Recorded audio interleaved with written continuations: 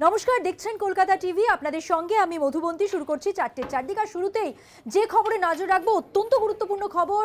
জাতীয় সঙ্গীত গাইতে হবে প্রত্যেকটি অনুষ্ঠানের আগে, এমনই নির্দেশ দেওয়া হয়েছে। আপনাদের জানিয়ে রাখি যে খবরে আমরা শুরুতেই নজর রেখেছি রাজ্য সঙ্গীত নিয়ে নবান্নর নির্দেশিকা। এবং এই যে সঙ্গীত, এই সঙ্গীত কিন্তু প্রত্যেক অনুষ্ঠানের শুরুতেই গাইতে হবে। বিশেষ করে সরকারি অনুষ্ঠান যেগুলি শুরু হবে তার আগে এই রাজ্য সঙ্গীত গাইতে হবে, এমনটাই নির্দেশিকা জেলাগুলিতে জানিয়ে দিল নবান্ন সূত্রে। এমনটাই খবর, এই নির্দেশিকা জানিয়ে দেওয়া হয়েছে জেলাগুলিতে। রাজ্য সঙ্গীত নিয়ে নবান্ন নির্দেশিকা, নবান্ন সূত্রে এমনটাই জানা যাচ্ছে যে প্রত্যেকটি সরকারি অনুষ্ঠানে এই সঙ্গীত গাইতে হবে। প্রত্যেকটি সরকারি অনুষ্ঠান সেখানেই এই সঙ্গীত গাইতে হবে। এবং যেটা জানা যাচ্ছে যে জেলাগুলিকে জানিয়ে দেওয়া হয়েছে নবান্নের পক্ষ থেকে। এখনো পর্যন্ত নবান্ন সূত্রে যা খবর আমরা জানবো, আমাদের সঙ্গে রয়েছেন আমাদের বিশেষ প্রতিনিধি দীপ্তিমান ভট্টাচার্য, তার কাছ থেকে। দীপ্তিমান, কি জানা যাচ্ছে নবান্ন সূত্রে?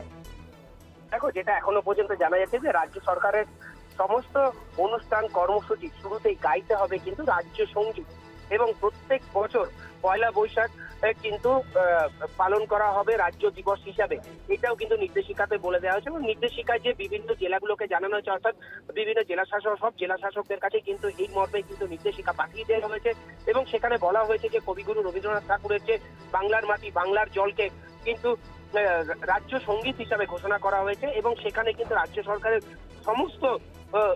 সমস্ত কর্মসূচিতে এটা রাখতে হবে। 1 মিনিট 59 সেকেন্ড ধরে গাইতে হবে এই রাজ্য সঙ্গীত। অর্থাৎ টাইম যেটা রয়েছে সেই টাইমের মেনশনটাও কিন্তু করে দেওয়া হয়েছে। অর্থাৎ 1 মিনিট 59 সেকেন্ড করে ধরে গাইতে হবে এইটা। এবং অনুষ্ঠানের শেষে গাইতে হবে জাতীয় সঙ্গীত। অনুষ্ঠানের শেষে কিন্তু গাইতে হবে জাতীয় সঙ্গীত। এই দুই গান উঠে দাঁড়িয়ে উপস্থিত সকলকে গাওয়ার কথা বলা হয়েছে নির্দেশিকায়। এবং এই নির্দেশিকা কিন্তু প্রত্যেকটি জেলার জেলা শাসককে পাঠিয়ে দেওয়া হয়েছে। এবং আগামী দিনের আগামী কালকে থেকে যদি যেখানে যেখানে রাজ্য সরকারের কর্মসূচি হবে। ধন্যবাদ দীপ্তিমান। কথা বললাম আমাদের প্রতিনিধি, বিশেষ প্রতিনিধি দীপ্তিমান ভট্টাচার্যের সঙ্গে। আমরা যে তথ্য জানতে পারছি, বাংলার মাটি বাংলার গান, এই রাজ্য সঙ্গীত গাইতে হবে, সরকারি নির্দেশিকা। এবং যেটা জানা যাচ্ছে সমস্ত সরকারি অনুষ্ঠানে এই সঙ্গীত গাইতে হবে।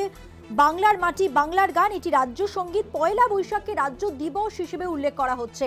রাজ্য সঙ্গীত নিয়ে নবান্নর এই নির্দেশিকা।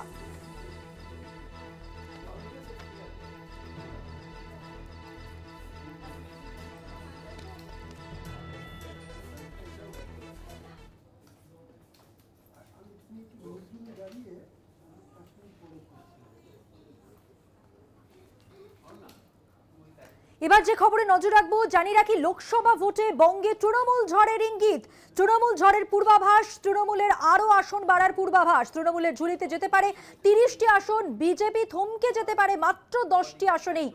ইন্ডিয়া টিভি এবং সিএনএক্স এর জনমত সমীক্ষা, সেই সমীক্ষায় এই আভাস পাওয়া যাচ্ছে। কংগ্রেস পেতে পারে 2টি আসন। এবং যেটা জানা যাচ্ছে যে 48% ভোট পেতে পারে তৃণমূল, 36% বিজেপি, কংগ্রেস 7%, সিপিএম 6%, অন্যান্য 3% ভোট পাওয়ার সম্ভাবনা। অর্থাৎ লোকসভা ভোটে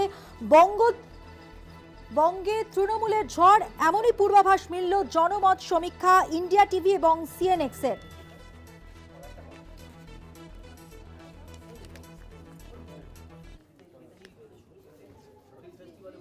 কথা বলবো, আরো বিস্তারিত জানবো। আমাদের সঙ্গে রয়েছেন নিউজরুম থেকে আমাদের পলিটিক্যাল এডিটর আশিস চট্টোপাধ্যায়।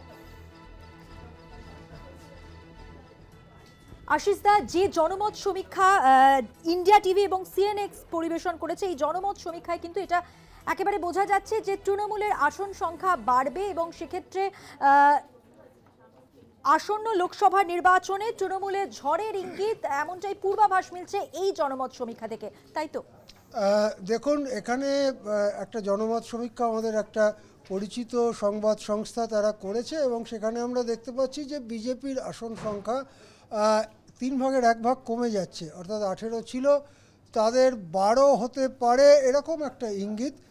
কংগ্রেস একটা পেতে পারে। এবং রাজ্যে 29টা আসন তৃণমূল পেতে পারে। তৃণমূল গত নির্বাচনে 22টা আসন পেয়েছিল। গত নির্বাচনে তৃণমূলের ফলাফল প্রত্যাশার তুলনায় বেশ খারাপ হয়েছিল। সুতরাং সেই দিক থেকে কিছুটা প্রত্যাশিত ফল বা প্রত্যাশার কাছাকাছি ফল এইটা যেটা আমরা বলছি হতে পারে, অর্থাৎ তৃণমূল কংগ্রেস 29 পেলেন, বিজেপি 12 পেল এবং কংগ্রেস 1 পেল, বামপন্থীরা 0 পেল, এইরকম একটা। কিন্তু এখানে লক্ষ্য করার বিষয় হচ্ছে যে ভোট শতাংশ কার কত থাকছে। 48% ভোট প্রাপ্তির ইঙ্গিত দেওয়া হয়েছে এই সমীক্ষায় তৃণমূল কংগ্রেসকে, আর বিজেপিকে 36% ভোট প্রাপ্তির ইঙ্গিত দেওয়া হয়েছে, কংগ্রেস 7% এবং বামপন্থীরা 6% ভোট পাবে এইরকম ইঙ্গিত দেওয়া হয়েছে।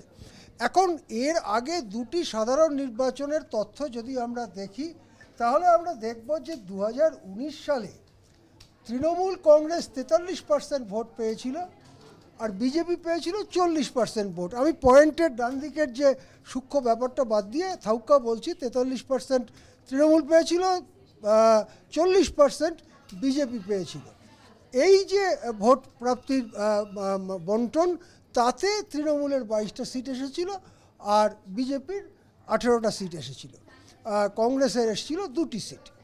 এখন তারপরে 21 সালের যখন বিধানসভার নির্বাচন হয়, তখন তৃণমূল কংগ্রেসের ভোটটা বেড়ে 43 থেকে হয়ে যায় 48, অর্থাৎ 5% বাড়ে। লক্ষ্য করবে তুমি যে 5% বাড়লো। আর বিজেপি তার ভোটটা 40 থেকে কমে 38 হয়ে যায়। তাহলে বোঝা যাচ্ছে যে বিজেপি থেকে 2% ভোট তৃণমূলের দিকে চলে গেছে। আর 3% ভোট কোত্থেকে এসছে? সম্ভবত বাম এবং কংগ্রেসের থেকে আরও 3% ভোট তৃণমূলের দিকে এসেছে এবং 48% ভোট তৃণমূল কংগ্রেস পেয়েছিল 2021 সালে। আজকে যে সমীক্ষার কথা বলা হয়েছে, সেই সমীক্ষাতে কিন্তু ওই 48% ভোটই তৃণমূলকে দেওয়া হয়েছে। বিজেপিকে 2% কমিয়ে 36% বলা হয়েছে, আর কংগ্রেস এবং বামের ভোট অল্প অল্প করে বাড়ানো হয়েছে।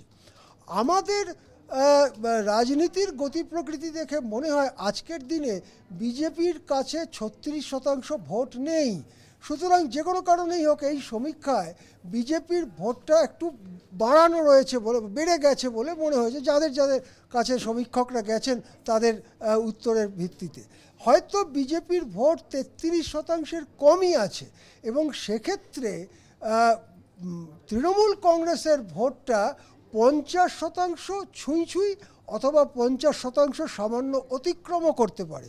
50% যদি তৃণমূলের ভোট অতিক্রম করে, বাম কংগ্রেস যদি 13-14-15% ভোট পায়, তাহলে তৃণমূলকে 29 আসনে ঠেকিয়ে রাখা অসম্ভব। আমি বলছি তৃণমূলকে সেক্ষেত্রে 29 আসনে ঠেকিয়ে রাখা অসম্ভব। সেক্ষেত্রে আমাদের এই অ্যাঙ্কার তিনি যেমন সাংবাদিক বন্ধু বলছিলেন যে তৃণমূলের ঝড় দেখা যেতে পারে, তখন 34, 35, 36টা আসন কিন্তু সেই পরিস্থিতিতে তৃণমূল পেতে পারে। অনেক ধন্যবাদ কথা বলার জন্য। পলিটিক্যাল এডিটর আশিস চট্টোপাধ্যায়ের সঙ্গে আমরা কথা বললাম এবং জানলাম যে সমীক্ষা এই মুহূর্তে আমাদের সামনে আসছে, সেটা যদি হয় তাহলে কিন্তু তৃণমূলের একেবারে আসন সংখ্যা যেমন বাড়ার কথা বলা হচ্ছে, একেবারে ঝড়ের পূর্বাভাস এমনটাই কিন্তু এখনো পর্যন্ত এই সমীক্ষা থেকে উঠে আসছে। অনেক ধন্যবাদ আশিসবাবু আপনাকে। আর এবার যে খবরে নজর রাখবো, সাংগঠনিক স্তরে নতুনদের অগ্রাধিকারের প্রশ্ন এবং যে বৈঠক ছিল অভিষেক বন্দ্যোপাধ্যায়ের সঙ্গে, যেখানে নতুনদের অগ্রাধিকারের প্রশ্নে অনড় তৃণমূলের সর্বভারতীয় সাধারণ সম্পাদক। এবং যেটা জানা যাচ্ছে যে তার অনুপস্থিতিতে নেওয়া একাধিক সাংগঠনিক সিদ্ধান্তকে ঘিরে ঘনিষ্ঠ মহলে তার যে আপত্তি, সেই কথা জানাতে দলেরই একাংশের সঙ্গে আলোচনা করেন অভিষেক।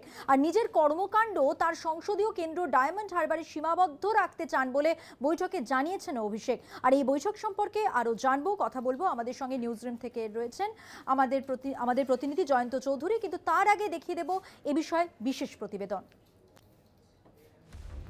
বেশ কিছুদিন যাবৎ দলীয় কার্যকলাপ থেকে তৃণমূলের সর্বভারতীয় সাধারণ সম্পাদক অভিষেক বন্দ্যোপাধ্যায় নিজেকে আড়ালে রেখেছেন। গত 19 ডিসেম্বর ইন্ডিয়া জোটের বৈঠক ও পরের দিন মুখ্যমন্ত্রী তথা তৃণমূল সভানেত্রী মমতা বন্দ্যোপাধ্যায়ের নেতৃত্বে দিল্লিতে প্রধানমন্ত্রী নরেন্দ্র মোদীর সঙ্গে সংসদীয় প্রতিনিধি দলের অন্যতম সদস্য হিসেবে তাকে দেখা যায়। তার আগে বা পরে অভিষেকের নাগাল পাওয়া যায়নি। গত শনিবার রাতে তাপস রায়, কুণাল ঘোষ, পার্থ ভৌমিক, ব্রাত্য বসুকে কালীঘাটে ডেকে পাঠিয়ে দীর্ঘক্ষণ আলোচনা করেন অভিষেক। সূত্রের খবর, দলের অভ্যন্তরীণ কিছু রদবদলে পুরনো বেশ কয়েকজনকে সাংগঠনিক পদে গুরুত্ব দিয়ে নিয়োগ করা হয়েছে। এর আগেই ৭০ বছরের বেশি বয়স্কদের লোকসভা নির্বাচনের টিকিট না দেওয়ার পক্ষে সওয়াল করেছিলেন অভিষেক। দলনেত্রী অবশ্য পুরনোদের দলে মর্যাদা দেওয়ার পক্ষে সরব হন। এই নিয়ে দলের অন্দরে মতপার্থক্য বাড়তে থাকে। অগত্যা গত সপ্তাহে উত্তর ২৪ পরগনা জেলার দলীয় সভায় এই প্রসঙ্গে ইঙ্গিতপূর্ণ বার্তা দেন মমতা। মুখ্যমন্ত্রী বলেন, পুরনো চাল ভাতে বাড়ে, নতুনরা আগে বাড়ে, তাই নতুন পুরনো সমন্বয় চান তিনি। দলের অবস্থান স্পষ্ট হওয়ার পর সাংগঠনিক সিদ্ধান্ত কার্যকর করতে ফের রাজ্য সভাপতি সুব্রত বক্সিকে অতি সক্রিয় হতে দেখা যায়। সাংসদ অর্জুন সিং ও জগদ্দলের বিধায়ক সোমনাথ শ্যামের প্রকাশ্য গোষ্ঠীকোন্দল সামাল দিতে পুরনো মেজাজে আসরে নামেন রাজ্য সভাপতি। এই সব ঘটনাক্রমের প্রেক্ষিতে অভিষেক তাঁর বাসভবনে কুণাল ঘোষ, তাপস রায়দের ডেকে প্রায় ৫ ঘন্টা যাবৎ আলোচনা করেন, যা তৃণমূলের ঘরোয়া সমীকরণে যথেষ্ট তাৎপর্যপূর্ণ। এই নিয়ে কেউ মুখ না খুললেও অভিষেকের ঘনিষ্ঠ মহলের দাবি, তিনি আসন্ন লোকসভা ভোটে নিজেকে ডায়মন্ড হারবার কেন্দ্রে সীমাবদ্ধ রাখতে আগ্রহী। তবে দল তাঁকে প্রচারে যেখানে যেতে বলবে তিনি সেখানেই যাবেন বলেও ঘনিষ্ঠদের কাছে জানিয়েছেন। নাম প্রকাশে অনিচ্ছুক দুই নেতা অভিষেককে জনজোয়ার কর্মসূচির আদলে রাজ্যব্যাপী জনসংযোগে নামার অনুরোধ করেন। ওই নেতাদের দাবি, সেই আর্জিতেও সদর্থক কিছু জানাননি অভিষেক। দলের আসন্ন ২৬তম প্রতিষ্ঠা দিবসের প্রাক্কালে তৃণমূল এই অভ্যন্তরীণ সাংগঠনিক জটিলতা কাটিয়ে উঠতে পারে কিনা এখন সেটাই দেখার। দেবজ্যোতি ঘোষের রিপোর্ট, কলকাতা টিভি। আমার সঙ্গে নিউজ রুমে রয়েছেন আমাদের প্রতিনিধি জয়ন্ত চৌধুরী। এই বিষয়ে কথা বলবো, যেমনটা শুরুতেই বলছিলাম। জয়ন্তদা, একটা বিষয় যেটা দেখা যাচ্ছে যে সাংগঠনিক স্তরে অভিষেক বন্দ্যোপাধ্যায় নতুনদের কিন্তু গুরুত্ব দিতে চাইছেন, তাদের অগ্রাধিকারের প্রশ্নে তিনি কিন্তু অনড়। আর কি জানা যাচ্ছে এই বিষয়ে? বিষয়টা হচ্ছে যে এটা বেশ কিছুদিন ধরেই একটা বিতর্ক দলের অন্দরে রয়েছে।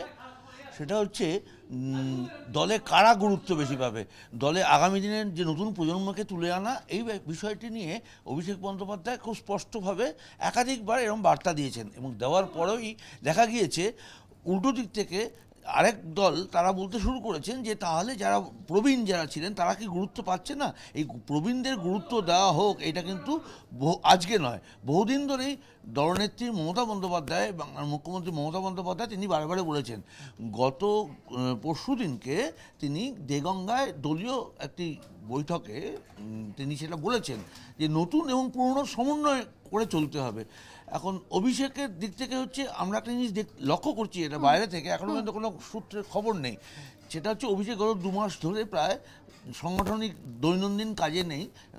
দেখা যাচ্ছে তিনি নিজের যে নির্বাচনী কেন্দ্র অর্থাৎ ডায়মন্ড হারবারের মধ্যেই তার কাজ কর্মকাণ্ড সীমাবদ্ধ রেখেছে।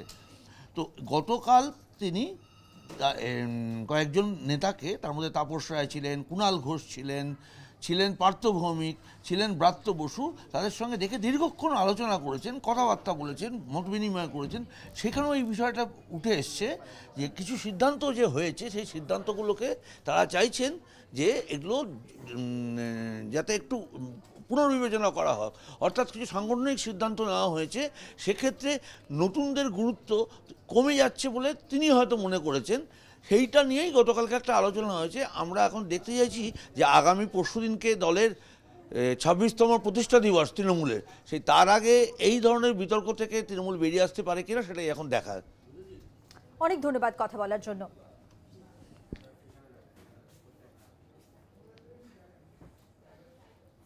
এখন সময় একটা বিরতির পর থাকছে আরো খবর, সঙ্গে থাকুন। নমস্কার, দেখছেন কলকাতা টিভি, আপনাদের সঙ্গে আমি মধুবন্তী। শুরু করছি 4টের চারদিক। আর শুরুতেই যে খবরে নজর রাখবো, অত্যন্ত গুরুত্বপূর্ণ খবর। জাতীয় সঙ্গীত গাইতে হবে প্রত্যেকটি অনুষ্ঠানের আগে, এমনই নির্দেশ দেওয়া হয়েছে। আপনাদের জানিয়ে রাখি যে খবরে আমরা শুরুতেই নজর রেখেছি রাজ্য সঙ্গীত নিয়ে নবান্নর নির্দেশিকা, এবং এই যে সঙ্গীত কিন্তু প্রত্যেক অনুষ্ঠানের শুরুতেই গাইতে হবে। বিশেষ করে সরকারি অনুষ্ঠান যেগুলি শুরু হবে তার আগে এই রাজ্য সঙ্গীত গাইতে হবে, এমনটাই নির্দেশিকা জেলাগুলিতে জানিয়ে দিল নবান্ন সূত্রে। এমনটাই খবর, এই নির্দেশিকা জানিয়ে দেওয়া হয়েছে জেলাগুলিতে। রাজ্য সঙ্গীত নিয়ে নবান্নর নির্দেশিকা, নবান্ন সূত্রে এমনটাই জানা যাচ্ছে যে প্রত্যেকটি সরকারি অনুষ্ঠানে এই সঙ্গীত গাইতে হবে। প্রত্যেকটি সরকারি অনুষ্ঠান সেখানেই এই সঙ্গীত গাইতে হবে এবং যেটা জানা যাচ্ছে যে জেলাগুলিকে জানিয়ে দেওয়া হয়েছে নবান্নের পক্ষ থেকে। এখনো পর্যন্ত নবান্ন সূত্রে যা খবর আমরা জানবো, আমাদের সঙ্গে রয়েছেন আমাদের বিশেষ প্রতিনিধি দীপ্তিমান ভট্টাচার্য, তার কাছ থেকে। দীপ্তিমান, কি জানা যাচ্ছে নবান্ন সূত্রে? দেখো, যেটা এখনো পর্যন্ত জানা যাচ্ছে যে রাজ্য সরকারের সমস্ত অনুষ্ঠান কর্মসূচি শুরুতেই গাইতে হবে কিন্তু রাজ্য সঙ্গীত, এবং প্রত্যেক বছর পয়লা বৈশাখ কিন্তু পালন করা হবে রাজ্য দিবস হিসাবে, এটাও কিন্তু নির্দেশিকাতে বলে দেওয়া হয়েছে। এবং নির্দেশিকায় যে বিভিন্ন জেলাগুলোকে জানানো হয়েছে, অর্থাৎ বিভিন্ন জেলা শাসক, সব জেলা শাসকদের কাছে কিন্তু এই মর্মে কিন্তু নির্দেশিকা পাঠিয়ে দেওয়া হয়েছে। এবং সেখানে বলা হয়েছে যে কবিগুরু রবীন্দ্রনাথ ঠাকুরের যে বাংলার মাটি বাংলার জলকে কিন্তু রাজ্য সঙ্গীত হিসাবে ঘোষণা করা হয়েছে, এবং সেখানে কিন্তু রাজ্য সরকারের সমস্ত কর্মসূচিতে এটা রাখতে হবে। 1 মিনিট 59 সেকেন্ড ধরে গাইতে হবে এই রাজ্য সঙ্গীত, অর্থাৎ টাইম যেটা রয়েছে সেই টাইমের মেনশনটাও কিন্তু করে দেওয়া হয়েছে, অর্থাৎ 1 মিনিট 59 সেকেন্ড করে ধরে গাইতে হবে এইটা। এবং অনুষ্ঠানের শেষে গাইতে হবে জাতীয় সঙ্গীত, অনুষ্ঠানের শেষে কিন্তু গাইতে হবে জাতীয় সঙ্গীত। এই দুই গান উঠে দাঁড়িয়ে উপস্থিত সকলকে গাওয়ার কথা বলা হয়েছে নির্দেশিকায়, এবং এই নির্দেশিকা কিন্তু প্রত্যেকটি জেলার জেলা শাসককে পাঠিয়ে দেওয়া হয়েছে। এবং আগামী দিনের আগামী অর্থাৎ কালকে থেকে যদি যেখানে যেখানে রাজ্য সরকারের কর্মসূচি হবে। ধন্যবাদ দীপ্তিমান। কথা বললাম আমাদের বিশেষ প্রতিনিধি দীপ্তিমান ভট্টাচার্যের সঙ্গে। আমরা যে তথ্য জানতে পারছি, বাংলার মাটি বাংলার গান, এই রাজ্য সঙ্গীত গাইতে হবে, সরকারি নির্দেশিকা, এবং যেটা জানা যাচ্ছে সমস্ত সরকারি অনুষ্ঠানে এই সঙ্গীত গাইতে হবে। বাংলার মাটি বাংলার গান, এটি রাজ্য সঙ্গীত। পয়লা বৈশাখকে রাজ্য দিবস হিসেবে উল্লেখ করা হচ্ছে। রাজ্য সঙ্গীত নিয়ে নবান্নর এই নির্দেশিকা।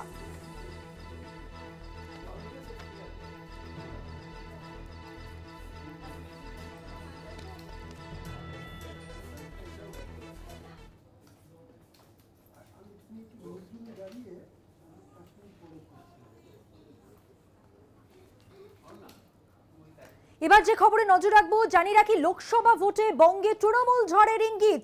তৃণমূল ঝড়ের পূর্বাভাস, তৃণমূলের আরো আসন বাড়ার পূর্বাভাস। তৃণমূলের ঝুলিতে যেতে পারে 30টি আসন, বিজেপি থমকে যেতে পারে মাত্র 10টি আসনেই।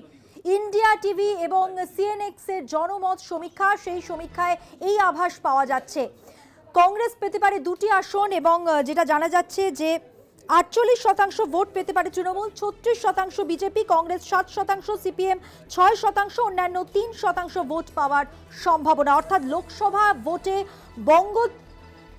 বঙ্গে তৃণমূলের ঝড়, এমনই পূর্বাভাস মিলল জনমত সমীক্ষা ইন্ডিয়া টিভি এবং সিএনএক্স এর।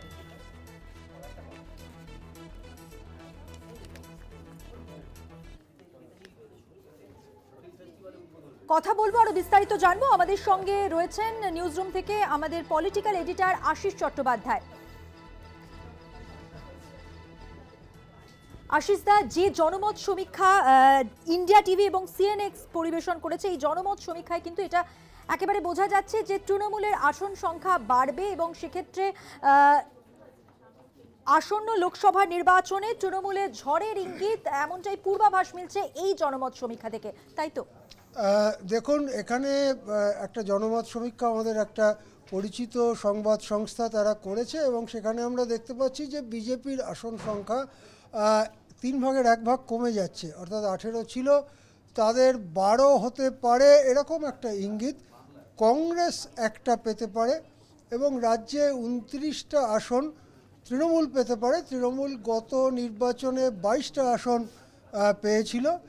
গত নির্বাচনে তৃণমূলের ফলাফল প্রত্যাশার তুলনায় বেশ খারাপ হয়েছিল, সুতরাং সেই দিক থেকে কিছুটা প্রত্যাশিত ফল বা প্রত্যাশার কাছাকাছি ফল এইটা যেটা আমরা বলছি হতে পারে। অর্থাৎ তৃণমূল কংগ্রেস 29 পেলেন, বিজেপি 12 পেল, এবং কংগ্রেস 1 পেল, বামপন্থীরা 0 পেল, এইরকম একটা। কিন্তু এখানে লক্ষ্য করার বিষয় হচ্ছে যে ভোট শতাংশ কার কত থাকছে। 48% ভোট প্রাপ্তির ইঙ্গিত দেওয়া হয়েছে এই সমীক্ষায় তৃণমূল কংগ্রেসকে, আর বিজেপিকে 36% ভোট প্রাপ্তির ইঙ্গিত দেওয়া হয়েছে, কংগ্রেস 7% এবং বামপন্থীরা 6% ভোট পাবে, এই রকম ইঙ্গিত দেওয়া হয়েছে। এখন এর আগে 2টি সাধারণ নির্বাচনের তথ্য যদি আমরা দেখি, তাহলে আমরা দেখব যে 2019 সালে তৃণমূল কংগ্রেস 43% ভোট পেয়েছিল, আর বিজেপি পেয়েছিল 40% ভোট। আমি পয়েন্টের ডান দিকের যে সূক্ষ্ম ব্যাপারটা বাদ দিয়ে থাউকা বলছি, 43% তৃণমূল পেয়েছিল, 40% বিজেপি পেয়েছিল। এই যে ভোট প্রাপ্তির বন্টন, তাতে তৃণমূলের 22টা সিট এসেছিল আর বিজেপির 18টা সিট এসেছিল, কংগ্রেসের এসেছিল 2টি সিট। এখন তারপরে 21 সালের যখন বিধানসভার নির্বাচন হয়, তখন তৃণমূল কংগ্রেসের ভোটটা বেড়ে 43 থেকে হয়ে যায় 48, অর্থাৎ 5% বাড়ে। লক্ষ্য করবে তুমি যে 5% বাড়লো। আর বিজেপি তার ভোটটা 40 থেকে কমে 38 হয়ে যায়। তাহলে বোঝা যাচ্ছে যে বিজেপি থেকে 2% ভোট তৃণমূলের দিকে চলে গেছে। আর 3% ভোট কোত্থেকে এসছে? সম্ভবত বাম এবং কংগ্রেসের থেকে আরও 3% ভোট তৃণমূলের দিকে এসেছে, এবং 48% ভোট তৃণমূল কংগ্রেস পেয়েছিল 2021 সালে। আজকে যে সমীক্ষার কথা বলা হয়েছে, সেই সমীক্ষাতে কিন্তু ওই 48% ভোটই তৃণমূলকে দেওয়া হয়েছে। বিজেপিকে 2% কমিয়ে 36% বলা হয়েছে, আর কংগ্রেস এবং বামের ভোট অল্প অল্প করে বাড়ানো হয়েছে। আমাদের রাজনীতির গতি প্রকৃতি দেখে মনে হয় আজকের দিনে বিজেপির কাছে 36% ভোট নেই। সুতরাং যে কোনো কারণেই হোক, এই সমীক্ষায় বিজেপির ভোটটা একটু বাড়ানো রয়েছে বলে, বেড়ে গেছে বলে মনে হয়েছে যাদের যাদের কাছে সমীক্ষকরা গেছেন তাদের উত্তরের ভিত্তিতে। হয়তো বিজেপির ভোট 33% কমই আছে, এবং সেক্ষেত্রে তৃণমূল কংগ্রেসের ভোটটা 50% ছুঁই অথবা 50% সামান্য অতিক্রমও করতে পারে। 50% যদি তৃণমূলের ভোট অতিক্রম করে, বাম কংগ্রেস যদি 13-14-15% ভোট পায়, তাহলে তৃণমূলকে 29 আসনে ঠেকিয়ে রাখা অসম্ভব। আমি বলছি তৃণমূলকে সেক্ষেত্রে 29 আসনে ঠেকিয়ে রাখা অসম্ভব।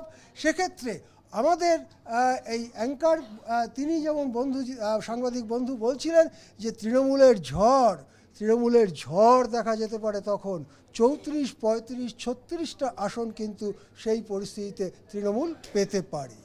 অনেক ধন্যবাদ কথা বলার জন্য। পলিটিক্যাল এডিটর আশিস চট্টোপাধ্যায়ের সঙ্গে আমরা কথা বললাম এবং জানলাম যে সমীক্ষা এই মুহূর্তে আমাদের সামনে আসছে, সেটা যদি হয় তাহলে কিন্তু তৃণমূলের একেবারে আসন সংখ্যা যেমন বাড়ার কথা বলা হচ্ছে, একেবারে ঝড়ের পূর্বাভাস এমনটাই কিন্তু এখনো পর্যন্ত এই সমীক্ষা থেকে উঠে আসছে। অনেক ধন্যবাদ আশিসবাবু আপনাকে। আর এবার যে খবরে নজর রাখবো, সাংগঠনিক স্তরে নতুনদের অগ্রাধিকারের প্রশ্ন, এবং যে বৈঠক ছিল অভিষেক বন্দ্যোপাধ্যায়ের সঙ্গে, যেখানে নতুনদের অগ্রাধিকারের প্রশ্নে অনড় তৃণমূলের সর্বভারতীয় সাধারণ সম্পাদক। এবং যেটা জানা যাচ্ছে যে তার অনুপস্থিতিতে নেওয়া একাধিক সাংগঠনিক সিদ্ধান্তকে ঘিরে ঘনিষ্ঠ মহলে তার যে আপত্তি, সেই কথা জানাতে দলেরই একাংশের সঙ্গে আলোচনা করেন অভিষেক। আর নিজের কর্মকাণ্ড তার সংসদীয় কেন্দ্র ডায়মন্ড হারবারে সীমাবদ্ধ রাখতে চান বলে বৈঠকে জানিয়েছেন অভিষেক। আর এই বৈঠক সম্পর্কে আরও জানবো, কথা বলবো। আমাদের সঙ্গে নিউজরুম থেকে রয়েছেন আমাদের প্রতিনিধি জয়ন্ত চৌধুরী, কিন্তু তার আগে দেখিয়ে দেব এ বিষয়ে বিশেষ প্রতিবেদন। বেশ কিছুদিন যাবৎ দলীয় কার্যকলাপ থেকে তৃণমূলের সর্বভারতীয় সাধারণ সম্পাদক অভিষেক বন্দ্যোপাধ্যায় নিজেকে আড়ালে রেখেছেন। গত 19 ডিসেম্বর ইন্ডিয়া জোটের বৈঠক ও পরের দিন মুখ্যমন্ত্রী তথা তৃণমূল সভানেত্রী মমতা বন্দ্যোপাধ্যায়ের নেতৃত্বে দিল্লিতে প্রধানমন্ত্রী নরেন্দ্র মোদীর সঙ্গে সংসদীয় প্রতিনিধি দলের অন্যতম সদস্য হিসেবে তাকে দেখা যায়। তার আগে বা পরে অভিষেকের নাগাল পাওয়া যায়নি। গত শনিবার রাতে তাপস রায়, কুণাল ঘোষ, পার্থ ভৌমিক, ব্রাত্য বসুকে কালীঘাটে ডেকে পাঠিয়ে দীর্ঘক্ষণ আলোচনা করেন অভিষেক। সূত্রের খবর, দলের অভ্যন্তরীণ কিছু রদবদলে পুরনো বেশ কয়েকজনকে সাংগঠনিক পদে গুরুত্ব দিয়ে নিয়োগ করা হয়েছে। এর আগেই 70 বছরের বেশি বয়স্কদের লোকসভা নির্বাচনের টিকিট না দেওয়ার পক্ষে সওয়াল করেছিলেন অভিষেক। দলনেত্রী অবশ্য পুরনোদের দলে মর্যাদা দেওয়ার পক্ষে সরব হন। এই নিয়ে দলের অন্দরে মতপার্থক্য বাড়তে থাকে।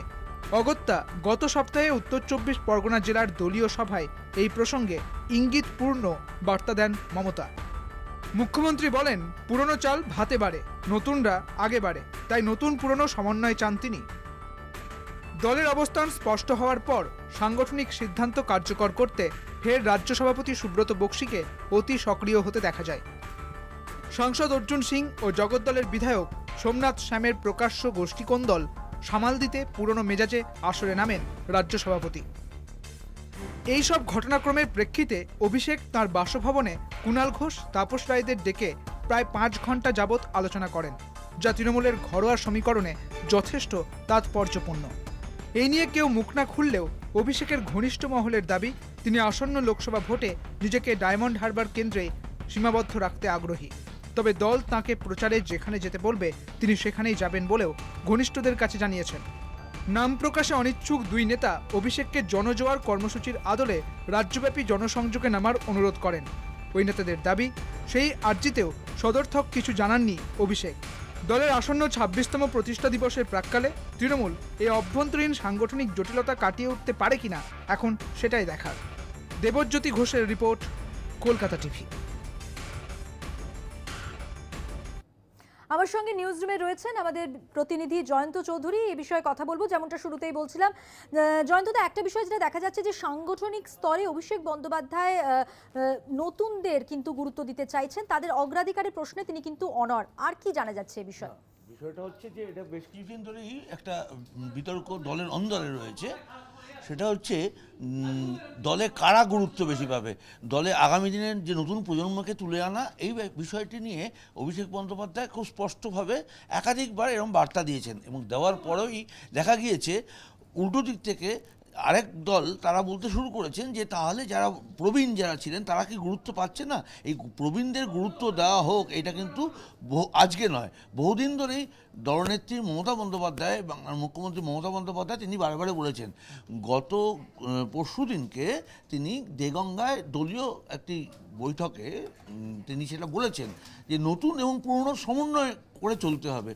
এখন অভিষেকের দিক থেকে হচ্ছে আমরা একটা জিনিস লক্ষ্য করছি, এটা বাইরে থেকে এখনও পর্যন্ত কোনো সূত্রের খবর নেই, সেটা হচ্ছে অভিষেক গত 2 মাস ধরে প্রায় সাংগঠনিক দৈনন্দিন কাজে নেই। দেখা যাচ্ছে তিনি নিজের যে নির্বাচনী কেন্দ্র অর্থাৎ ডায়মন্ড হারবারের মধ্যেই তার কাজ কর্মকাণ্ড সীমাবদ্ধ রেখেছে।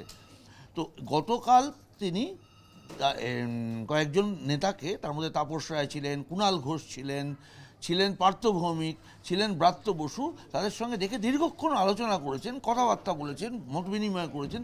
সেখানেও এই বিষয়টা উঠে এসছে যে কিছু সিদ্ধান্ত যে হয়েছে সেই সিদ্ধান্তগুলোকে তারা চাইছেন যে এগুলো যাতে একটু পুনর্বিবেচনা করা হয়, অর্থাৎ কিছু সাংগঠনিক সিদ্ধান্ত নেওয়া হয়েছে, সেক্ষেত্রে নতুনদের গুরুত্ব কমে যাচ্ছে বলে তিনি হয়তো মনে করেছেন।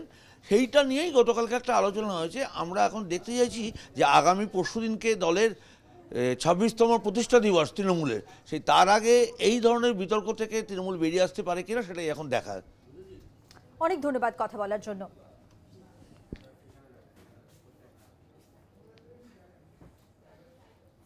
এখন সময় একটা বিরতির পর থাকছে আরো খবর, সঙ্গে থাকুন।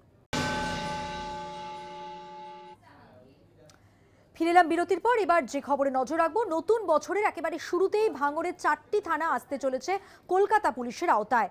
ভাঙড় ও উত্তর কাশীপুর থানা ছাড়াও পোলেরহাট, চন্দনেশ্বর এই 2টি নতুন থানা এবার থেকে লালবাজারের আওতায় আসবে। রবিবার ভাঙড়ের থানাগুলি এবং নলমুড়িতে কলকাতা পুলিশের যে ডিসি অফিস, সেই অফিস পরিদর্শনে যান বিনীত গোয়েল। দেখুন।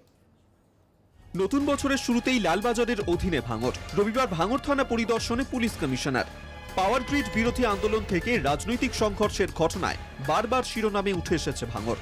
আইন শৃঙ্খলা রক্ষায় ভাঙড়কে লালবাজারে অন্তর্ভুক্ত করার নির্দেশ দিয়েছিলেন স্বয়ং মুখ্যমন্ত্রী মমতা বন্দ্যোপাধ্যায়।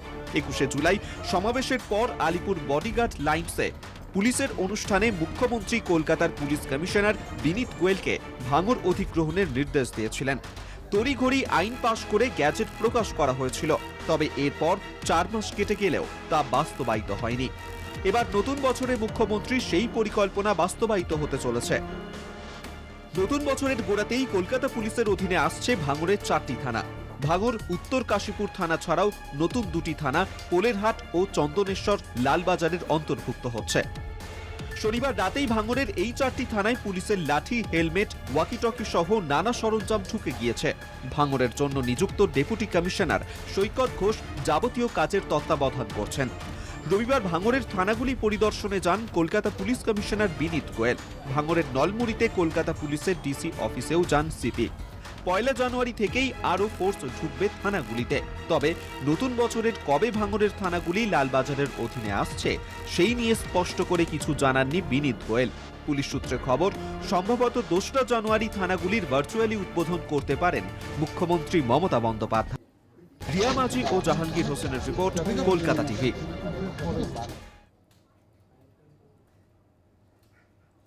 আরো বিস্তারিত জানবো, টেলিফোন লাইনে রয়েছেন আমাদের প্রতিনিধি রিয়া মাঝি। রিয়া, কলকাতা পুলিশের যে ডিসি অফিস সেটি পরিদর্শনে যান বিনীত গোয়েল, কি জানা যাচ্ছে ওই অফিস উদ্বোধনের ক্ষেত্রে কোনো খবর রয়েছে? একদমই মধুবন্তী, তোমাকে জানিয়ে রাখবো যে কলকাতা পুলিশের আওতায় আনা হচ্ছে ভাঙড়কে। আমরা এটা আগেই জানি, কিন্তু এবার যে নয়া খবর সেটা হচ্ছে যে নতুন বছরের শুরুতেই কলকাতা পুলিশের আওতায় আনা হবে ভাঙড়কে। কারণ ওখানকার যতগুলো থানা বা ডিসি অফিস যেটা বানানো হয়েছে সমস্ত কিন্তু কাজ একদম শেষ, একদম এবং এই পরিকল্পনা নিয়েই কিন্তু কলকাতা পুলিশ তারা এগোচ্ছেন যে একদম শুরুতেই অর্থাৎ নতুন বছরের যে জানুয়ারির 2 বা 3 তারিখের মধ্যেই এই ভাঙড় কে উদ্বোধন করা হবে এবং উদ্বোধন করে কলকাতা পুলিশের আওতায় আনা হবে। এবং যেমনটা সূত্র মারফত আমরা জানতে পারছি যে ইতিমধ্যেই কিন্তু 2 তারিখটাকে ফাইনাল করা হয়েছে, অর্থাৎ বছরের শুরুর যে একদম জানুয়ারিতে 2 তারিখ সেইটাকেই ফাইনাল করা হয়েছে। এখনো অবধি যদি কোনো ড্রাস্টিক চেঞ্জ না হয় সেক্ষেত্রে অন্য কোনো দিন করা হবে, যদি কোনো চেঞ্জেস হয়। যদি না হয় সেক্ষেত্রে কিন্তু আগামী যে 2 তারিখ অর্থাৎ জানুয়ারি নতুন বছরের যে 2 তারিখ সেই 2 তারিখকেই বেছে নেওয়া হয়েছে ইনঅগুরেশন করার জন্য। এবং ভাঙড়কে আনুষ্ঠানিকভাবে কলকাতা পুলিশের আওতায় আনা হবে আগামী 2 তারিখেই, এমনটাই কিন্তু পুলিশ সূত্রে খবর। একদমই, ধন্যবাদ রিয়া তোমাকে। সরাসরি রয়েছেন আমাদের প্রতিনিধি জাহাঙ্গীর হোসেন, কথা বলবো তার সঙ্গে। জাহাঙ্গীর, এই যে রবিবার যে আজ অর্থাৎ ভাঙড়ের যে থানাগুলি এবং নলমুড়িতে কলকাতা পুলিশের ডিসি অফিস পরিদর্শনে যান আমরা জানি বিনীত গোয়েল, কিন্তু উদ্বোধনের বিষয়ে কি জানতে পারছো এখনো পর্যন্ত?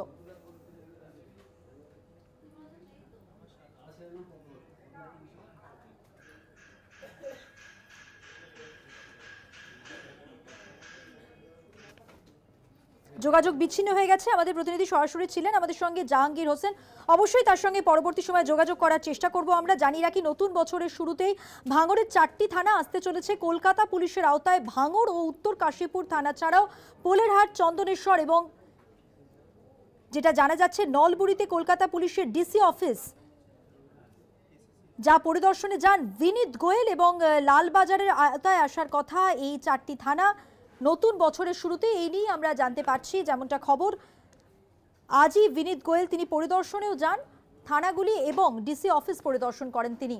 যোগাযোগ করেছি, কথা বলবো। আমাদের সঙ্গে রয়েছেন আমাদের প্রতিনিধি জাহাঙ্গীর হোসেন। জাহাঙ্গীর, কি খবর রয়েছে এই যে থানাগুলি উদ্বোধন হবে এবং তার সঙ্গে কলকাতা পুলিশের যে ডিসি অফিস যা পরিদর্শন করে গেছেন বিনীত গোয়েল, কি জানতে পারছো উদ্বোধন সম্পর্কে? একেবারে যদি সবকিছু ঠিকঠাক থাকে নতুন বছরের শুরুতে ভাঙড়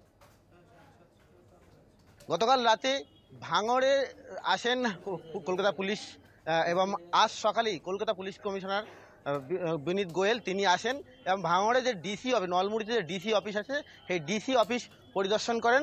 পাশাপাশি ভাঙড় থানা সেখানেও পরিদর্শন করেন। এরপরে তিনি কাশীপুর থানাতে যান, সেখানে পরিদর্শন করেন। মোটামুটি যে থানাতে যে বিল্ডিংগুলো আছে, নতুন যে ভবন, পাশাপাশি যে পুরনো ভবন ছিল সব কিছু পরিদর্শন করছেন। এবং সব কিছু যদি ঠিকঠাক থাকে তবে নতুন বছরের শুরুতে 2 তারিখে, সম্ভবত 2 তারিখেই ভাঙড়ে এই 4টি থানা কিন্তু কলকাতা পুলিশের আওতায় আসতে চলেছে। কম বেশি পরিকাঠামো প্রায় রেডি, যেটা আমরা জানতে চাইছিলাম যে কবে থেকে হবে এবং পরিকাঠামোর দিক দিয়ে কতটা রেডি করা আছে, তিনি জানালেন যে যথেষ্টই রেডি করা হয়েছে, তবে 2 তারিখ থেকেই সম্ভবত চালু হবে কিনা সেটা মুখ্যমন্ত্রী জানেন, এমনটাই জানালেন। ধন্যবাদ জাহাঙ্গীর, কথা বললাম আমাদের প্রতিনিধি জাহাঙ্গীর হোসেনের সঙ্গে।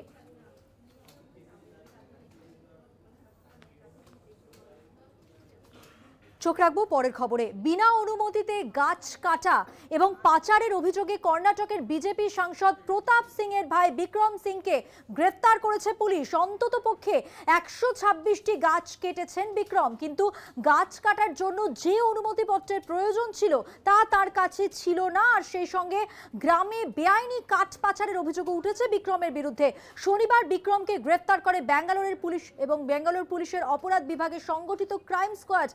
তাকে গ্রেফতার করে, পরে তাকে রাজ্যের বন দফতরের হেফাজতে তুলে দেওয়া হয়েছে।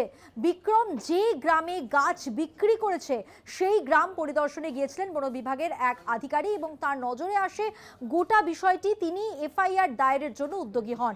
ভারতীয় দণ্ডবিধি অনুযায়ী মামলা রুজু করা হয়েছে তার বিরুদ্ধে।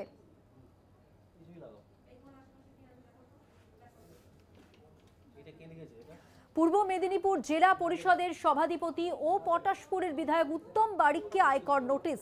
তার বিরুদ্ধে রিটার্ন জমা দেওয়ার ক্ষেত্রে গড়মিলের অভিযোগ তুলেছে আয়কর দফতর।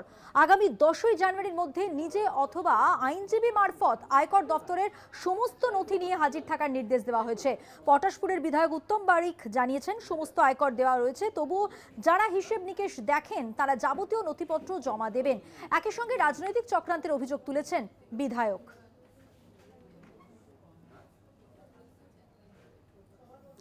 এখন বিরতির পর ফিরছে আরো খবর নিয়ে, সঙ্গে থাকবেন। ফিরে এলাম বিরতির পর। এবার যে ছবি আপনাদের দেখাবো, সকাল থেকেই সেই মুহূর্তগুলোর ছবি আপনাদের সামনে তুলে ধরছি। তা হলো বছর শেষের আনন্দের সামিল 8 থেকে 80। এই মুহূর্তে তারাপীঠ থেকে রয়েছেন আমাদের প্রতিনিধি ঋতভাস চট্টোপাধ্যায় এবং কলকাতায় প্রিন্সেপ ঘাট থেকে রয়েছেন আমাদের আরেক প্রতিনিধি অনন্যা ঘোষ। শুরুতেই চলে যাব তারাপীঠে। ঋতভাস, এর আগে তোমার সঙ্গে যখন কথা হচ্ছিল তুমি ছবিও দেখাচ্ছিলে, সকাল থেকেই কিন্তু মন্দিরে মন্দিরে ভক্ত সমাগম আমরা দেখেছি। তারাপীঠেও প্রচুর মানুষ আজকে এসেছেন। প্রার্থনা একটাই, নতুন বছর যেন সবার ভালো কাটে। এই মুহূর্তে কি ছবি? হ্যাঁ দেখো, বেলা বাড়ার সঙ্গে সঙ্গে সকালবেলায় তোমাকে যে ছবিটা দেখিয়েছিলাম যে তারাপীঠ মন্দিরে বর্ষ 2023-এর কার্যত শেষ দিনে তিল ধারণের জায়গা ছিল না, আমাদেরকে ছবি তুলতেও কিন্তু কার্যত বেগ পেতে হয়েছিল। কিন্তু বেলা বাড়ার সঙ্গে সঙ্গে সেই ছবিটা কিন্তু একটু পাল্টেছে। তুলনামূলক বেলা বাড়ার সঙ্গে সঙ্গে মানুষের ভিড় কমেছে, পুণ্যার্থীদের ভিড় কমেছে। এবং তোমাকে আরো একটা জিনিস বলে রাখি, সারাদিন এই যে তারাপীঠ মন্দিরে কাটানোর সময় কার্যত একটা জিনিস আমার চোখে পড়লো এবং মনে হলো যে এই জিনিসটাও তুলে ধরা উচিত। মা তারাকে যখন পুজো দিচ্ছিলেন পুণ্যার্থীরা, তখন তার সঙ্গে কিন্তু ঝুড়িতে ভর্তি করে মূল্য দেওয়া হচ্ছিল। এর কি কারণ সেটা কিন্তু একবার জেনে নেবো। আমাদের সঙ্গে এই মুহূর্তে আছেন তারাপীঠের সেবাই, ওনার কাছ থেকে আমি জেনে নেবো এই যে মূল্য কেন দেওয়া হচ্ছে। মূল্যটা দেওয়া হচ্ছে এটাই যে মেয়েরা মূল্য পালন করে, যেটা মূল্য ষষ্ঠী বলা হয়, তার জন্য মা তারাকে না দিয়ে খায় না, তার জন্য এই মূল্যটা দেওয়া হয়। এবং এই মূল্যটা এই মাসটা পুরোটাই খাবে। তারপরে মাসটা যখন শেষ হয়ে যাবে, লক্ষ্মী মাসটা, তখন মাঘ মাসে আর খাবেন না। মাঘ মাসটা শেষ হলে তখন পরে আবার যদি খায় সেটা নিজেদের ব্যাপার। এই জন্য মূল্য ষষ্ঠী বা মায়ের এতে এই মূল্যটা পালন করা হয়, মাকে না দিয়ে খায় না বলে। নববর্ষের পুজো আজকে লোকের জমায়েত অনেক ছিল এবং সকাল থেকে এখন রাত্রি কটা পর্যন্ত হবে তো জানা নেই, তবে প্রচণ্ড ভিড় ভাট্টা এবং খুব সমাগম, আলোয় সজ্জিত এবং রাত্রি পর্যন্ত এখন 12টা হোক 1টা হোক লোকের সমাগম থাকবে।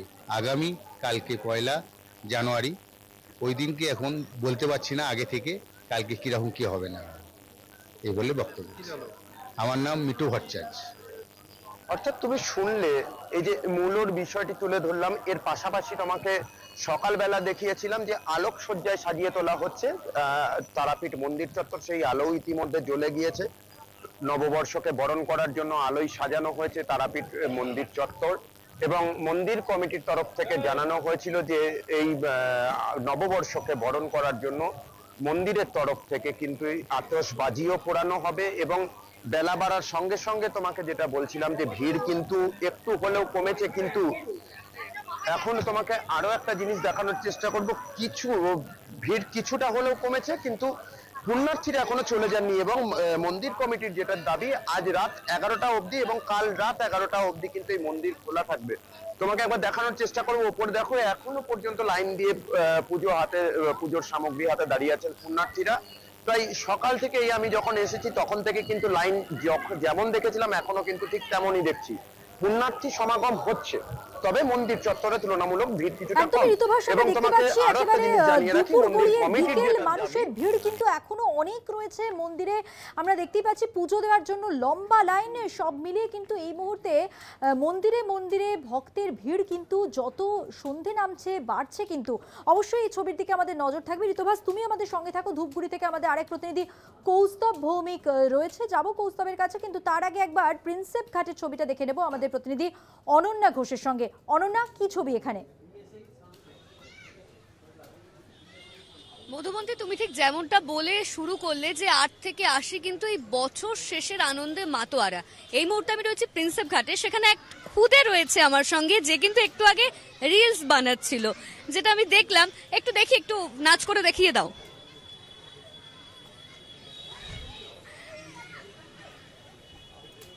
আমরা কিন্তু দেখতে পাচ্ছি যে খুদেও কিন্তু আনন্দে মাতোয়ারা। প্রিন্সেপ ঘাটের ছবি সরাসরি আপনাদের দেখাচ্ছি কলকাতা টিভির পর্দায়। এবার আমি একটু ওর সাথে কথাই বলিনি। কোথা থেকে এসেছো? আমি বরানগর থেকে এসেছি। কোন ক্লাসে পড়ো? 3-তে। এখানে এসে কেমন লাগছে? খুব ভালো। এরপর আর কোথায় কোথায় ঘুরতে যাবে? এরপরে মামা বাড়িতে যাব আমি। রিলস করতে ভালো লাগে? হ্যাঁ। ভালো লাগে? হ্যাঁ। 8 থেকে 80 তো আনন্দে মাতোয়ারা। এরপর ঠিক কি কি প্ল্যান রয়েছে? এরপরে এখানে প্রিন্সেপ ঘাটটা ঘুরবো। এখানে শুনেছি গঙ্গা আরতিটা খুব সুন্দর হয়, ওটা এনজয় করার ইচ্ছা আছে। তারপরে যদি টাইম পাই আইদার নন্দন যেতে পারি, কারণ ওটাও খুব সুন্দর হয়, এই সময়টা প্রোগ্রাম হয় ওখানটা। আর আদারওয়াইজ কোনো অ্যাজ প্ল্যান নেই, কোনো রেস্টুরেন্টে খেতে যেতে পারি, দ্যাটস অল। আমি আরো কিছু মানুষের সঙ্গে কথা বলার চেষ্টা করব। এখানে যেরকম বললো যে গঙ্গা আরতি, তার সঙ্গে সঙ্গে সূর্যাস্ত, বছরের শেষ সূর্যাস্ত দেখার জন্য কি এখানে থাকা হবে? যেহেতু সামনেই গঙ্গা রয়েছে, সেখানে কি যাওয়া হবে? হ্যাঁ, যাব। এরপর আর ঠিক কি কি প্ল্যান রয়েছে? আর একটু ঘুরবো, ঘুরে তারপরে বাড়ি যাব। আমাদের ফেস্টিভ মোড তো অন, না আরো অন্য জায়গায় প্রোগ্রাম আছে, সেখানে যাব, বন্ধুদের সঙ্গে এনজয় করব। মধুবন্তী, তুমি দেখতে পাচ্ছ এখানে কিন্তু 8 থেকে 80 সকলের সমাগম। ছোট খুদেরাও এসে হাজির হয়েছে। এখানে কেমন লাগছে এসে?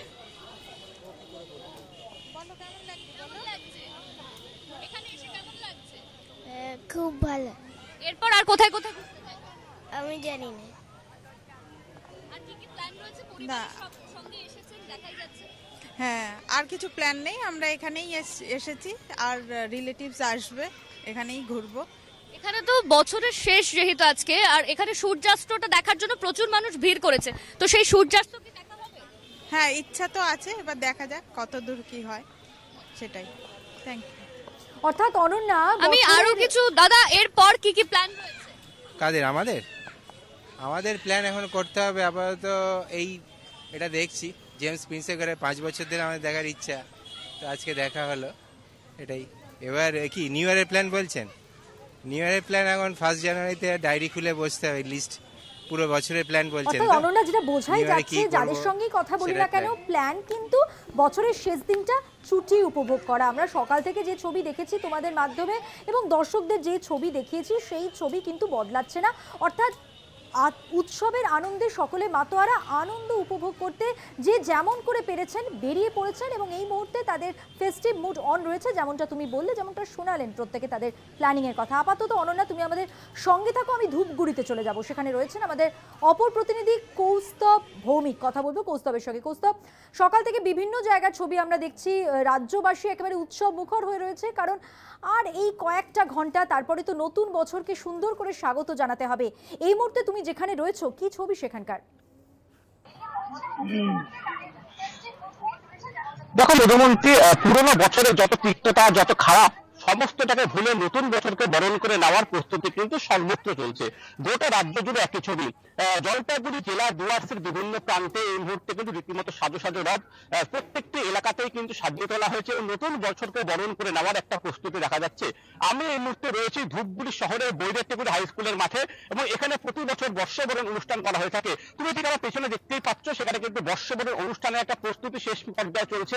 আর কিছুক্ষণের মধ্যেই এখানে বর্ষবরণ অনুষ্ঠান শুরু হয়ে যাবে। তোমাকে বলে রাখবো যে ইংরেজি নতুন বছরকে বরণ করে নেওয়ার জন্য প্রতি বছর এই মাঠে কিন্তু বাংলা ব্যান্ডের আসর বসানো হয় এবং সেই সাথে নানান সাংস্কৃতিক অনুষ্ঠান চলে।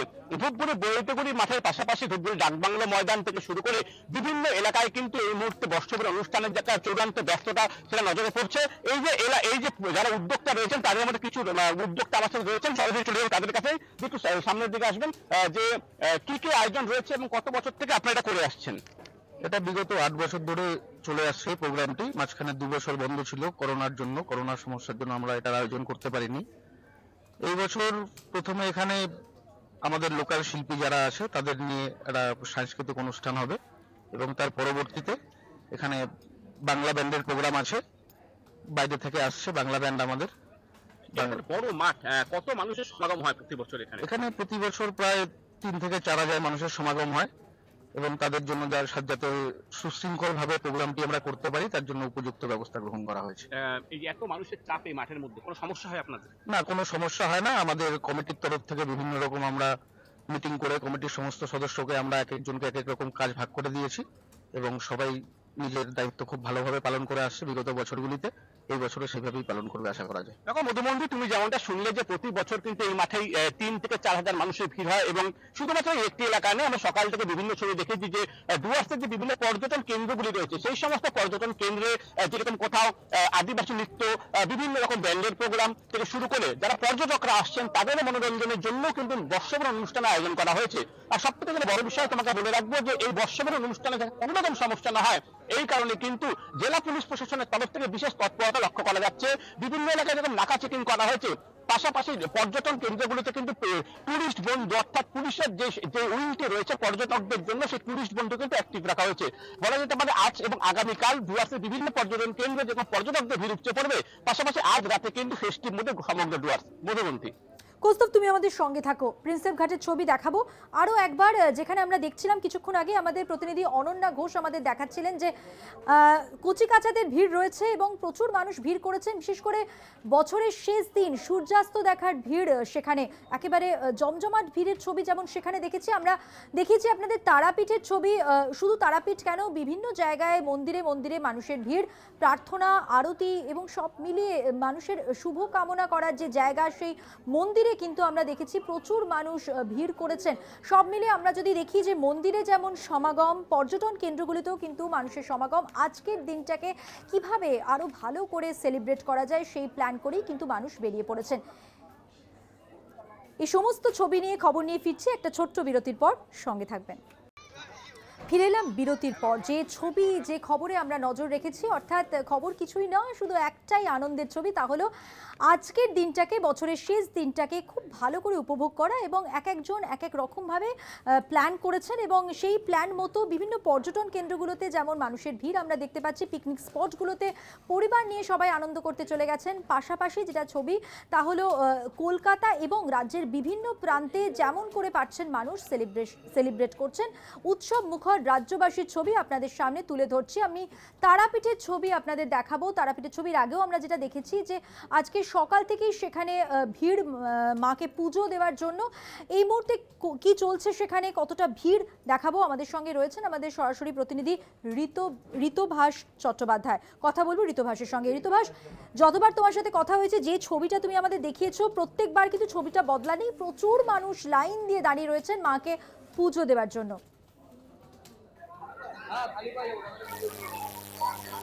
হ্যাঁ, একদমই। দেখো, এখনো পর্যন্ত কিন্তু সেই ছবিটাই বর্তমান। তোমাকে আবারও একবার দেখানোর চেষ্টা করবো। ওপরে কিন্তু পুণ্যার্থীরা এখনো লাইন দিয়ে আছেন, অধীর আগ্রহে লাইন দিয়ে আছেন যে কখন তারা পুজো দিতে পারবেন এবং এইরকম ভাবেই কিন্তু সকাল থেকে লাইন দিয়ে আছেন পুণ্যার্থীরা। আমি তোমাকে মন্দিরের অন্য প্রান্তটাও দেখানোর চেষ্টা করব। এদিকেও তুমি কিন্তু দেখতে পাবে ভক্তদের ঢল কিন্তু আবারও নামছে।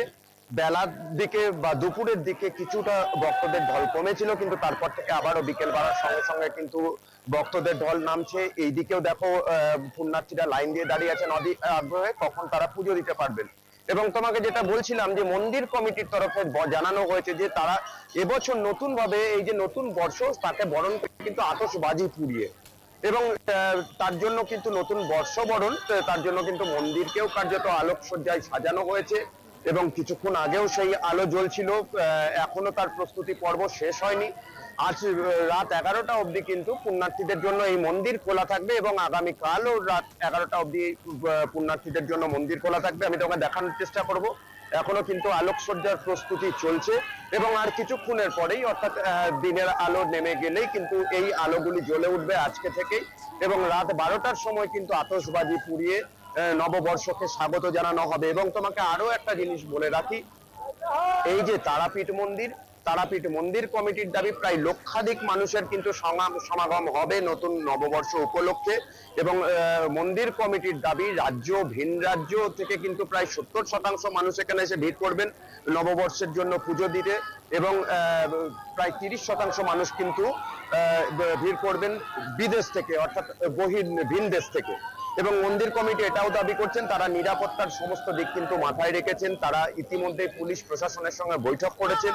তারা ইতিমধ্যেই যে মন্দির চত্বরে কিন্তু সিসিটিভি বসিয়েছেন যাতে কোনো রকমের অপ্রীতিকর ঘটনা না ঘটে। মধুবন, ঋতুভাস, তুমি আমাদের সঙ্গে থাকো। বিভিন্ন জায়গার ছবি আপনাদের সামনে তুলে ধরছি, পাশাপাশি মন্দির চত্বরের ছবিও আপনারা দেখতে পাচ্ছেন। এই মুহূর্তে আলিপুর চিড়িয়াখানায় চলে যাব, সেখান থেকে রয়েছেন আমাদের প্রতিনিধি, কথা বলবো তার সঙ্গে। কি ছবি এখানকার? দুপুর গড়িয়ে বিকেল এবং সন্ধে নামার সঙ্গে সঙ্গে কিন্তু এই যে ফেস্টিভ মুড, এটা কিন্তু আরো বেশি করে আমরা ফিল করতে পারবো। সব মিলিয়ে এখানে কি ছবি দেখাও?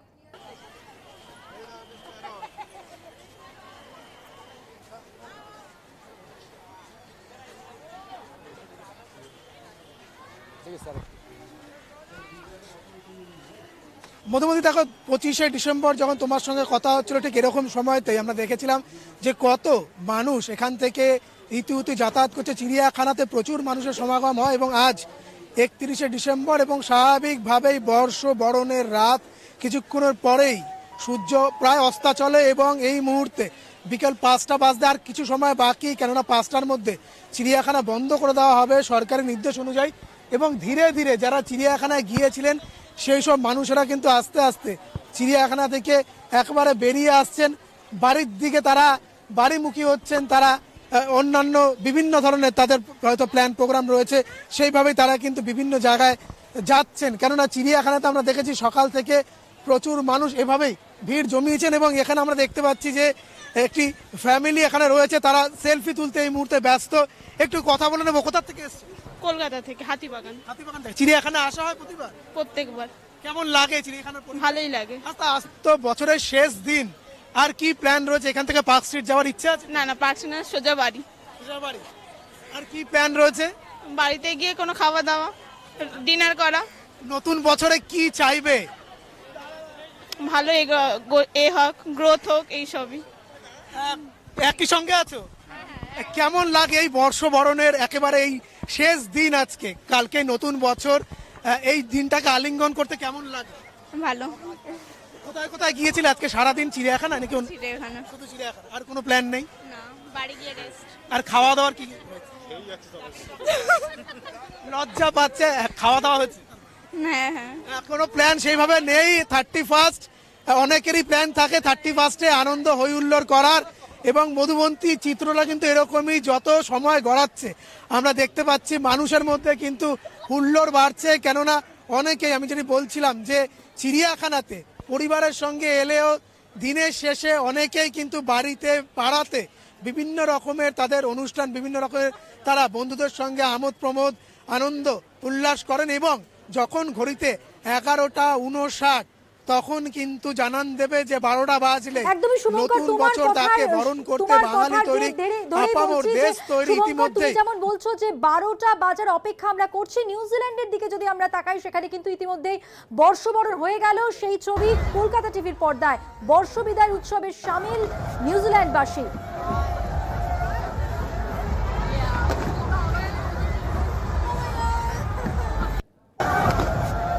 আমার প্রতিনিধি শুভঙ্কর মণ্ডল যেমনটা বলছিলেন যে এই মুহূর্তে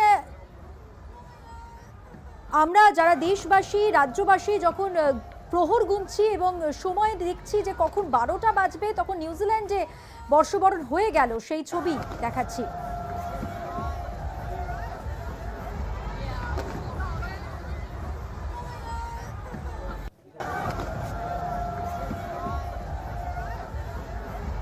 দেখছেন নিউজিল্যান্ডের বর্ষবরণের ছবি।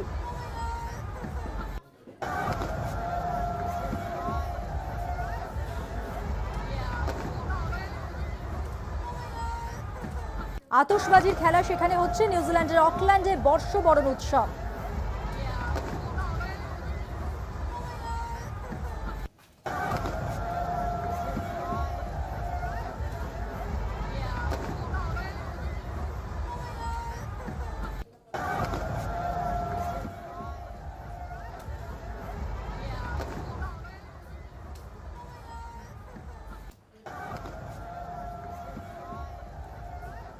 আপনারা দেখতে পাচ্ছেন নিউজিল্যান্ডের অকল্যান্ডে বর্ষবরণ কিভাবে হচ্ছে, কতটা উৎসবে মাতোয়ারা নিউজিল্যান্ডবাসী, সেই ছবি আপনাদের সামনে তুলে ধরছি। সেখানে কিন্তু বিদায় 2023-2024কে স্বাগত জানাচ্ছে নিউজিল্যান্ডবাসী।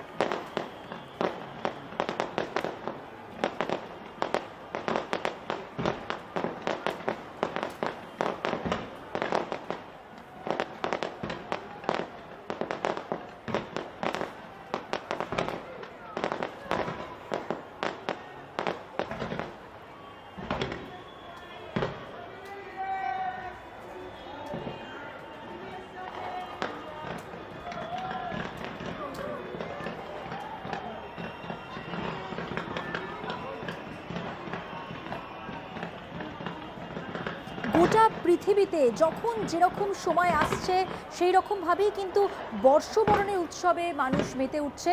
এবং এই মুহূর্তে যে ছবি আপনারা দেখতে পাচ্ছেন নিউজিল্যান্ডের ছবি, যেখানে ইতিমধ্যেই নতুন বছর এসে গেছে। 2024কে স্বাগত জানানো হচ্ছে নিউজিল্যান্ডে।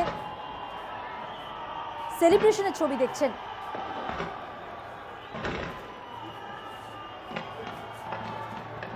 প্রতিনিধি শুভঙ্কর মণ্ডল যখন কলকাতা চিড়িয়াখানার ছবি আমাদের সামনে তুলে ধরছিলেন তখন বলছিলেন যে ঘড়ির কাঁটার দিকে সকলে তাকিয়ে আছে এবং প্রত্যেকেই কিন্তু সেই মুহূর্ত অপেক্ষা করছে যখন 2024 আসবে, 2023কে বিদায় জানাবার ক্ষণ।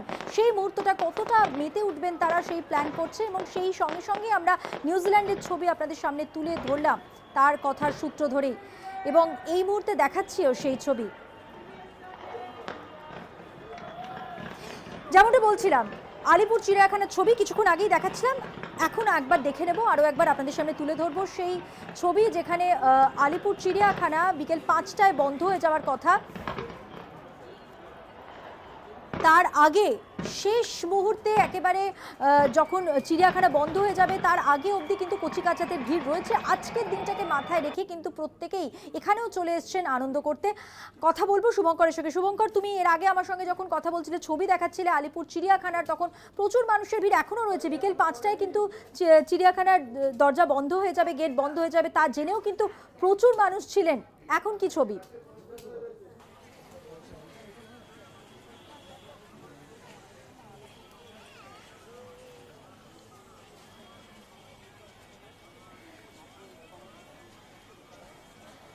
দেখো, আমি মুখে না বলে শুধু ছবিটা দেখাই। যত সময় এগোচ্ছে তত কিন্তু যেভাবে সময় জানান দিচ্ছে যে আস্তে আস্তে আমরা নতুন বছরের দিকে এগোবো। এই বছর একেবারে শেষের সময় এবং স্বাভাবিকভাবে আর কয়েক ঘন্টার অপেক্ষা, তারপরে বর্ষবরণে মাতোয়ারা হবে পুরো দেশ।